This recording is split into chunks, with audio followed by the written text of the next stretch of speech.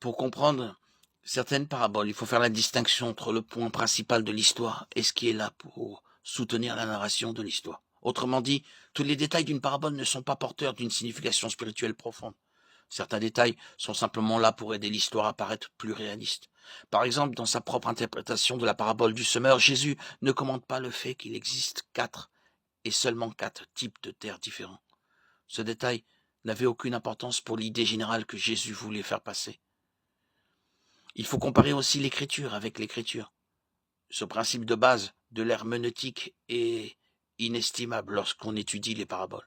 Les paraboles de Jésus ne contrediront jamais le reste de la parole de Dieu qu'il est venu exprimer. Jean 12, 49. Les paraboles sont destinées à illustrer la doctrine et les enseignements que Jésus a éclairés se trouvent clairement enseignés ailleurs dans la Bible.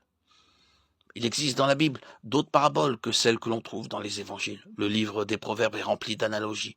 Chaque fois que Salomon a utilisé une comparaison pour enseigner une vérité, notamment dans le parallélisme emblématique, le résultat était une simple parabole.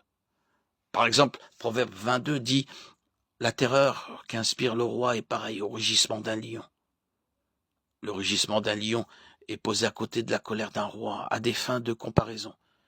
C'est l'essence du langage parabolique. Après avoir raconté certaines de ces paraboles, Jésus a dit que celui qui a des oreilles pour entendre, entende. Marc 4, 9, 23. C'était un appel à écouter les paraboles. Non pas comme on écouterait une histoire ordinaire, mais comme quelqu'un qui cherche la vérité de Dieu.